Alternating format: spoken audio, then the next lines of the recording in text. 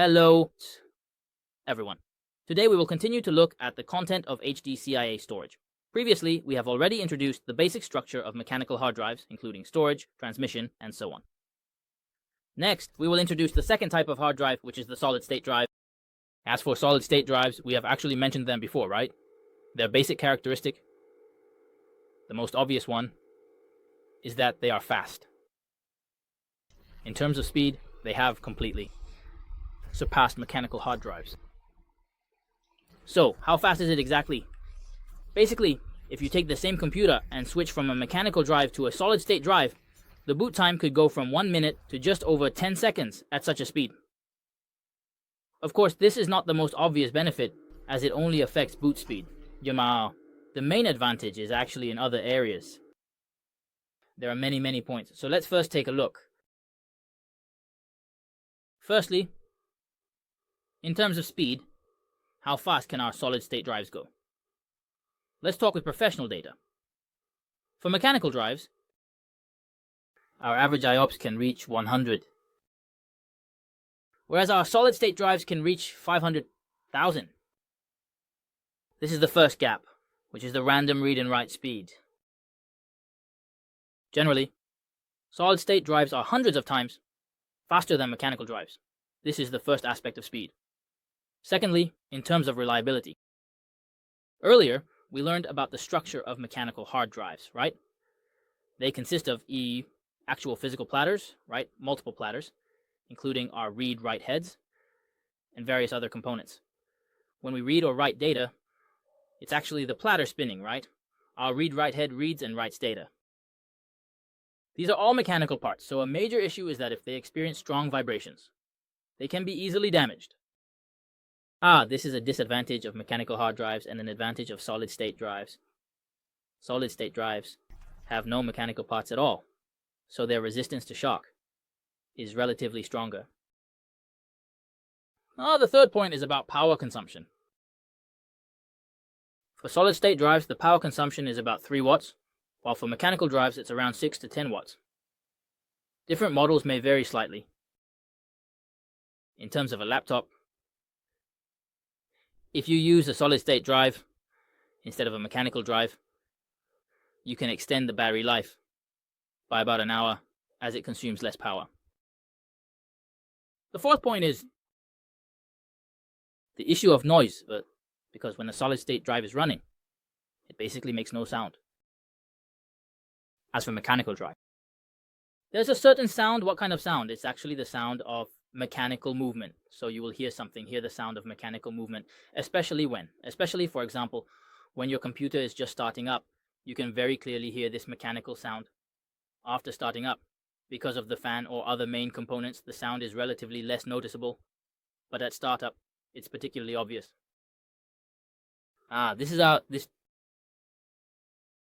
Regarding the sound, including the temperature aspect, because our solid-state mechanical drive is constantly spinning during operation, and our read-write head also needs to make contact, not completely contact, but it needs to read and write data.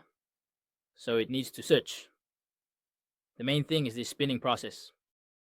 What does this process mainly require? First, it consumes a lot of electricity. Second, the rotation causes friction, and friction generates heat. Friction generates heat, so generally, the temperature of a mechanical drive is about 10 degrees higher than that of a solid-state drive, not particularly much, but around 10 degrees higher. These are some of our advantages. Of course, solid-state drives have advantages, but they also have disadvantages. It is impossible to say that there is no perfect solid-state drive. Dear friends, nothing is perfect. The disadvantage of solid-state drives is naturally their speed. What do you exchange for it? Money. Our technology is relatively more advanced, and it costs more. That's one point. Secondly, in terms of lifespan, mechanical drives can last a few more years. Compared to solid-state drives, that's the main comparison between the two. Of course, when it comes to lifespan, the impact isn't particularly significant.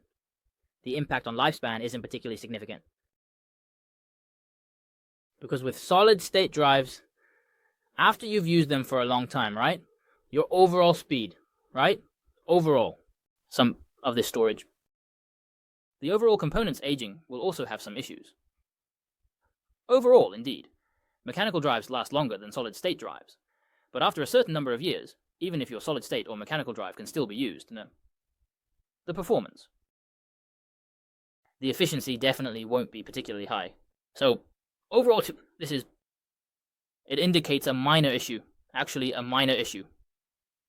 The main advantage of mechanical drives is that they are relatively cheaper in price. This is a comparison between the two.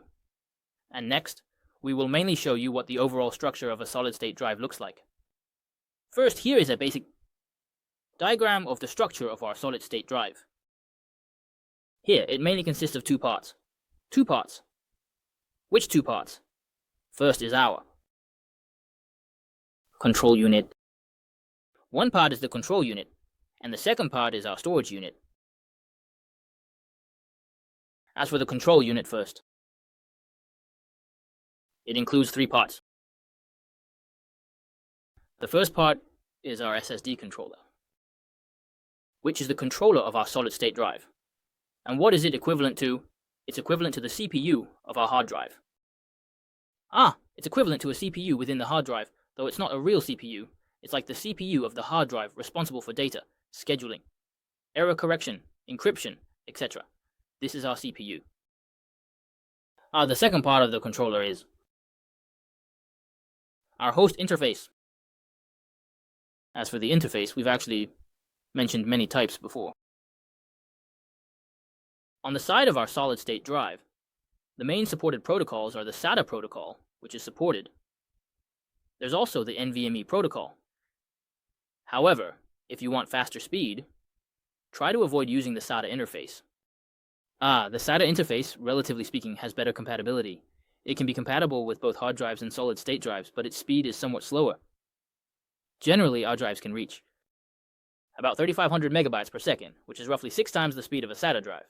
So the speed difference is quite significant. If possible, use NVMe. SATA can be used, but the speed won't be particularly fast. Just pay attention to this. And then, the third part is the cache. The cache is actually for temporarily storing our data. It accelerates read and write operations. This temporary data storage is very necessary because the speed of the hard drive can never keep up. It can't keep up with other components in my server, right? For example, the CPU and memory are much faster than our hard drive, so in this regard, actually. The main purpose of this cache is to alleviate the overall pressure here, temporarily storing our hot data to accelerate read and write operations.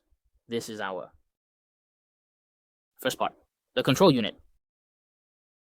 The second part, the storage unit. This is equivalent to what? The control unit above is like the brain of our mechanical drive. What is the storage unit equivalent to? It's equivalent to specific cells.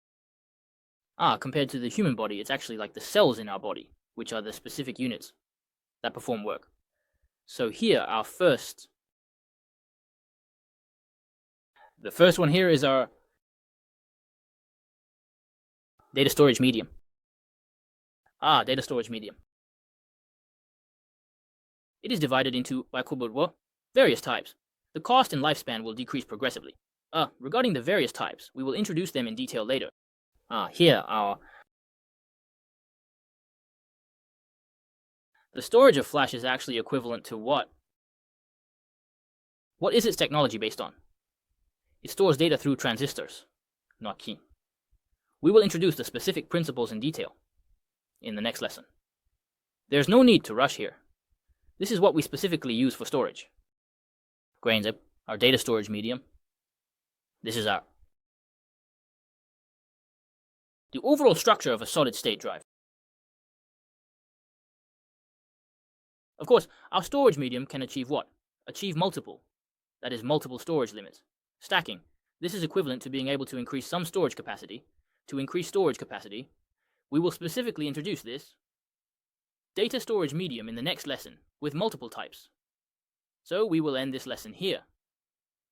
If you want to learn Huron technology or want to obtain the Huron question bank, please send a private message, or you can leave a comment below the video for technical exchanges. So we will end this lesson here.